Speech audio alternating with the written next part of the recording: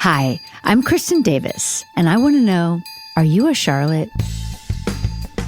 Alrighty, we're going to just answer some questions that came from fans, which is always fun. Thank you guys for sending me questions, and let's do it some more, okay? All right, here's the first one. If Charlotte was to take her younger self out to coffee, what would you say to her younger self? Apparently, this is a trend on social media, which is kind of funny. I like the trend. If I were to take younger Charlotte out to coffee, I would say, relax. It's all going to work out. It's going to be a bumpy road, but you're tougher than you think. That's what I would say to her. And probably what I would say to my own self as well. And probably everyone would say that to their younger selves. I don't know.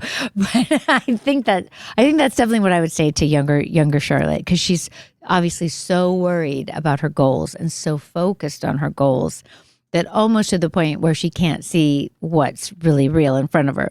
So I would say focus less on your goals. It's all going to work out. I think that's what I would say. Okay. My favorite outfit for Charlotte, and then for the other ladies. Okay. Very hard to pick favorites. People ask me this very often. Everyone knows I love the lipstick skirt. One time I did have this Oscar de la Renta dress. It was black lace. I believe I wear it in the first movie to Carrie's engagement party, or like night before the wedding party. It's not an engagement party, I don't think. Is it? I don't know. I wear it. It's got lace. It's got a deep V-neck. I wish I had that dress. It's one of the few things I don't have. Oh my God, we gave it back to Oscar de la Renta. It was before Oscar himself passed away. He was such a lovely man, and I just wish I had that dress because it was one of my all-time favorites, though I've loved every Oscar de la Renta dress I've ever worn. In terms of the other ladies' favorites, it's tough. But, weirdly, I'm rewatching the first season, as you guys know, and the other day, Sarah Jessica was wearing this butter yellow dress. It's definitely the color of yellow that is very on trend right now. And it looks almost like a nurse's uniform. It's kind of like a cotton dress. She just has a belt with it. Her hair is in this very cool, kind of pulled back on the sides, curly. It's her natural curls. I love this outfit so much. I don't remember this outfit. It's very simple for her, but I just love it. I mean, she looks good in everything, as you guys know. She can make a paper bag look good, obviously.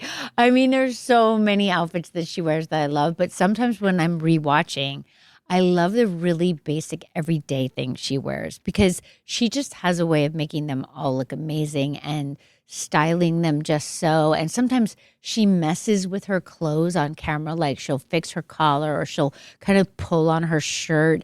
And it's super interesting. It's not something that I was ever aware of then, but it's kind of unusual because as actors, we're kind of somewhat, possibly the costume people don't want us to do that, but it is something that people every day do.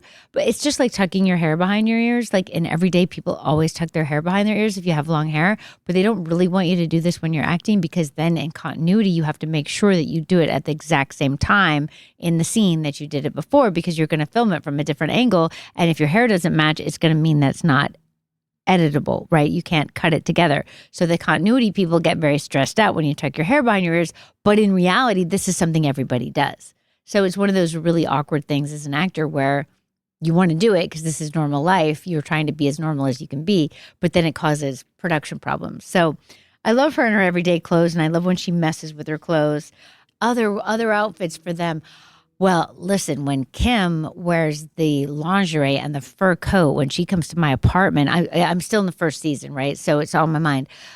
It's incredible. And the funny thing is that I do tend to think of the first season as not really being kind of fully formed in terms of our style yet, because we weren't able to borrow clothes because no one knew what the show was. And this, I don't know what that coat is. I don't know where they got that coat and what lingerie she's wearing, but it could not be more incredible out there on Fifth Avenue, or whatever it's supposed to be, Central Park West. I think it was actually Fifth Avenue though, but it's so great and powerful, and I don't use this word lightly, but iconic. Let's see, for Miranda, I don't know that we've come across any like complete favorites yet in Miranda's first season. maybe her suit in the beginning in the pilot, it's gray and she's got her Reeboks on. I'm going to go with that. I mean, you know what I really love? I love these crazy overalls that are coming that people wear on Halloween now. She's got like overalls and like a puffy coat. And I don't know how come she's wearing that. I don't remember why. I don't know why Pat let her wear it. It's really funny. I think she might have a baseball cap on. I really love those funny, really weird Miranda outfits. But I also really love her bridesmaid's dress for Carrie's wedding. It's like that beautiful, strong periwinkle blue. It's a Zach Posen dress. It fits into this so beautifully and looks so gorgeous with her hair, and her skin is just glowing. It's a very beautiful dress. Those come to mind. But, ask me tomorrow and I'll have you a different set of answers. Okay. Can I define the Charlotte aesthetic? Yes, sure. The Charlotte aesthetic, which definitely is not happening yet in first season so much. I mean, a little bit, but not a lot. Her look is that she likes something that's structured and starchy, like, crisp cottons, an A-line skirt. As time goes on, a tighter skirt. Pat, kind of talked me into it as time went on. But in the beginning, I like crisp A-line skirt, a wide belt, cinched in. Like if my belt is not cinched in when I'm working, I just don't even feel like I'm Charlotte, basically. She loves white, black, red. I'm a winter, so Charlotte likes winter type colors.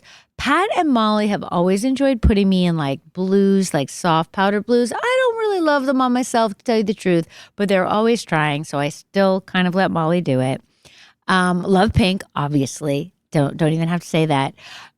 Charlotte also likes a little bit of whimsy in her outfit. So like in the original show, I used to have all these cute little Peter Pan type collar shirts that were Miu Miu, I feel like, and they had little like sequins and things sewn on them. Obviously, I love Prada, the Prada lipstick skirt, kind of a little bit tongue in cheek, just to, have some kind of sense of humor about her clothes, I guess.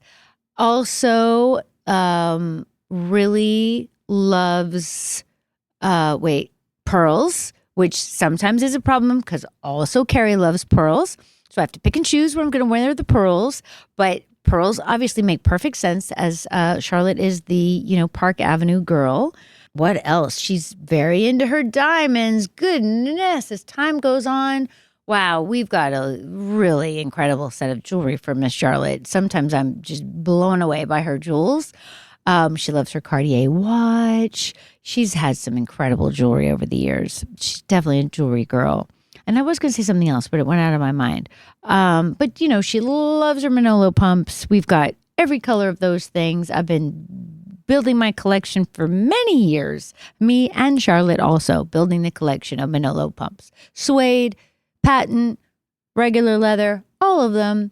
But I think I was mostly just going to say there's a little bit of whimsy in Charlotte's look, which I think people forget when they think about the structure, which is also very true. But I have a lot of kind of whimsical, funny little pieces. Like I had this beautiful bow necklace that was made of diamonds way before bows were popular. It's a really good one. I think it was possibly Dior jewelry. I'm not sure.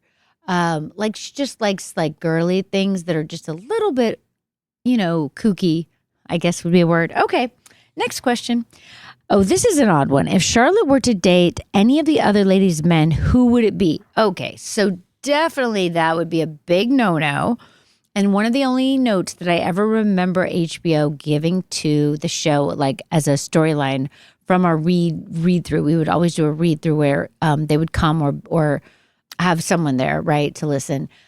There was this storyline where I think it was Miranda and Carrie both like the same guy, or one of them dated the guy and then the other one dates the guy, but then the other one doesn't want her to date the guy. I can't remember, but they argue about a guy. And HBO said, absolutely not. The women will never be arguing over a guy. And that was really smart of them. And I'm really glad they did it because we've just seen so much of that in film and television. And it's just kind of ick, And I don't really feel like it happens that much in life because I think that women know not to date people that their other friends have dated, So that's one. Okay. Do I think I could have played any of the other characters. Definitely no. I think I've covered this already. They did send it to me for Carrie at one point, and I definitely do never, ever, ever think in my wildest dreams I could ever pull off Miranda or Samantha and not even Carrie. So only Charlotte for me, for sure.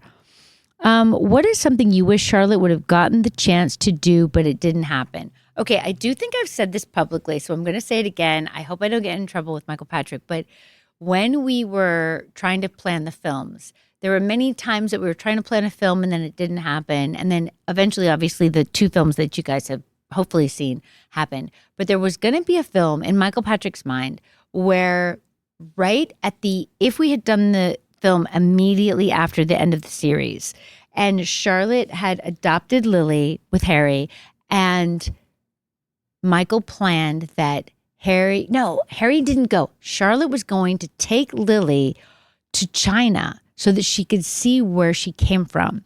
And they were going to have to go into the countryside. And Michael had this idea for some reason that I was going to have to try to get an ox across a river in the mud.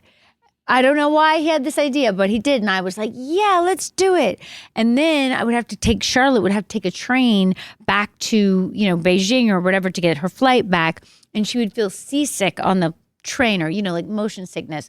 And it would turn out that she was pregnant. And that's how she would find out that she was pregnant with Rose, who then eventually changes into Rock. That was how the storyline was going to go down. Now, I don't know if he ever asked New Line if we could go film in China. I have no idea how far he got with the storyline, but I did think it was really, really fun. And I so desperately wanted to do it. And I was sad that we didn't get to do it.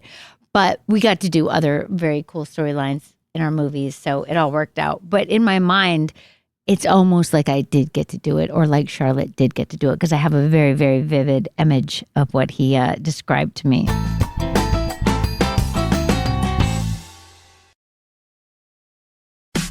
Las Culturistas with Matt Rogers and Bowen Yang just won Podcast of the Year at this year's iHeart Podcast Awards. Oh, wow. You're kidding. Stop it. Lady Gaga will take home the Innovator Award at Monday's iHeartRadio Music Awards. Now, these iHeart Award winners are teaming up on a brand new episode of Las Culturistas. Thank you so much for having me here, but please, please, please don't make me get angry about anything in public. Just open the free iHeartRadio app, search Las Culturistas, and listen now.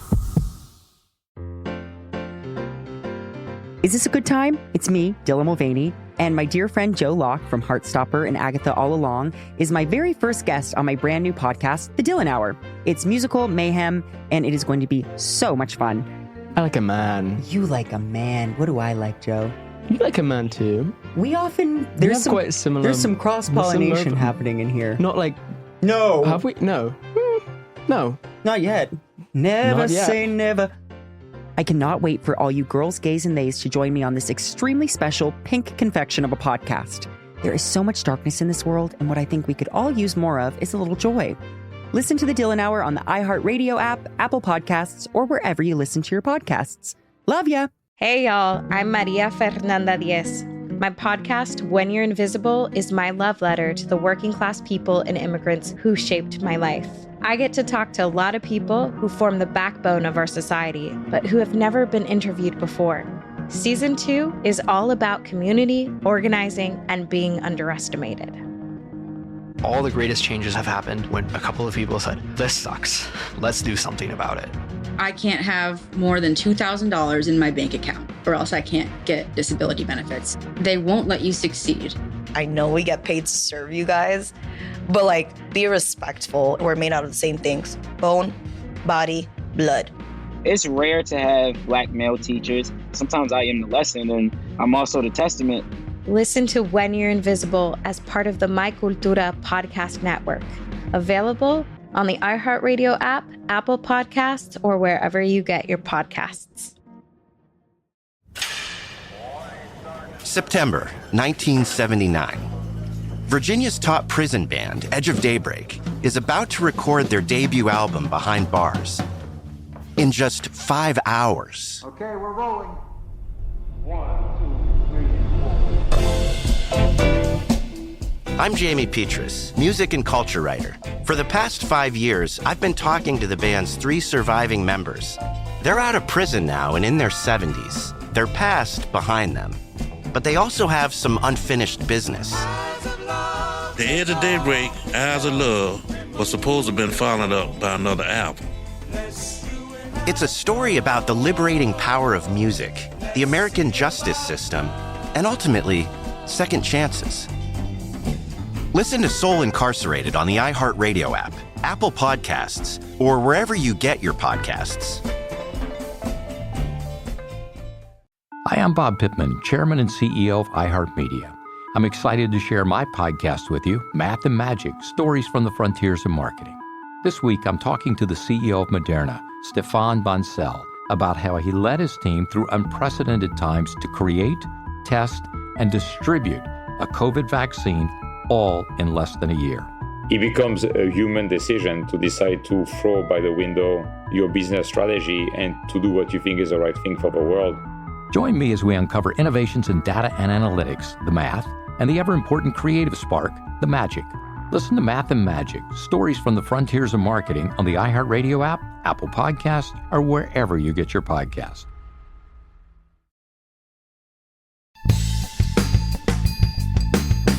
Okay, this is a weird question. I'm not going to be able to answer it, but let's talk about it. When and where were you when you got the news that the first movie was being made? Okay, I have no idea. But the thing about these things is that it's never just one call. You know, there's always such a process that involves so many people. All of our agents, HBO/New Line, Michael Patrick, Sarah Jessica, all of the people involved, you know, it's never just one phone call. It's more like, I think, you know, in some ways, were we on hold? I think we were on hold, technically speaking, for a while to do the film, but it was unclear who was going to produce the film. I don't think we had New Line shored up as like how, like which part of Warner Brothers would make this film. It wasn't really something that was commonly done to take a television show and make it into a film. I can't even think right now of the other ones that have done it. It's not that common. It's kind of a big deal. But we were obviously under the Warner Brothers banner. HBO was owned by Warner Brothers, and, you know, Time Warner owned Warner Brothers at the time. Now we have a different name, Discovery, Max.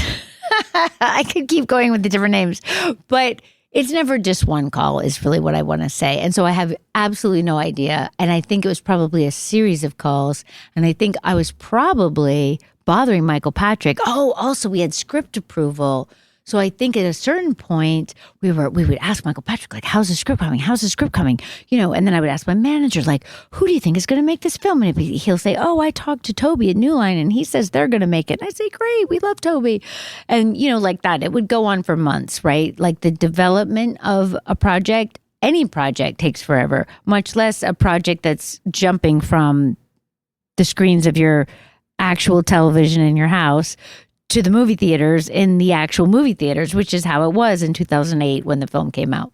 So it was a whole long process. And I don't remember when I got the call that it was actually greenlit, but I do remember just being so excited when Michael was feeling really positive, had written the script, had turned the script in, New Line liked it, we got to read it, we all liked it. You know, that was thrilling. But I don't know if I really believed it until we got back to New York and got all back together and we were together on the street, you know, and then it felt real.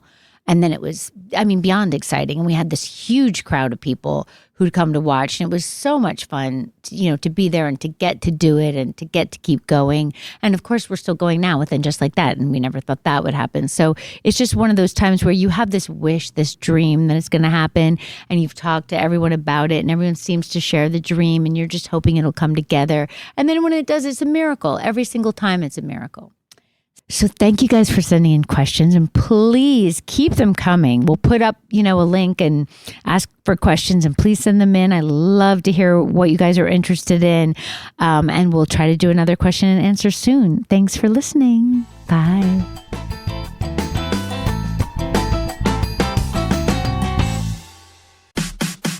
Culturistas with Matt Rogers and Bowen Yang just won Podcast of the Year at this year's iHeart Podcast Awards. Oh, wow. You're kidding. Stop it. Lady Gaga will take home the Innovator Award at Monday's iHeartRadio Music Awards. Now, these iHeart Award winners are teaming up on a brand new episode of Las Culturistas. Thank you so much for having me here, but please, please, please don't make me get angry about anything in public. Just open the free iHeartRadio app, search Las Culturistas, and listen now.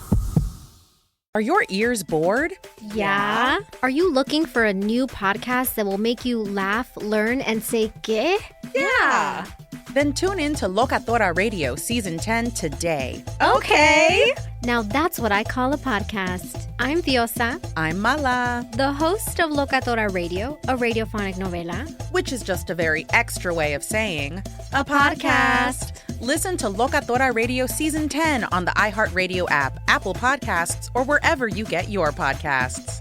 Welcome to Pod of Rebellion, our new Star Wars Rebels rewatch podcast. I'm Vanessa Marshall, voice of Harrison Dula Spectre 2. I'm Tia Surkar, Sabine Wren, Spectre 5. I'm Taylor Gray, Ezra Bridger, Spectre 6. And I'm John Lee Brody, the Ghost Crew Stowaway moderator. Each week, we're going to rewatch and discuss an episode from the series and share some fun behind-the-scenes stories. Sometimes we'll be visited by special guests like Steve Bloom, voices Zabarelio Spectre 4, or Dante Bosco, voice of Jai Kell, and many others. So hang on, because it's going to be a fun ride. Cue the music.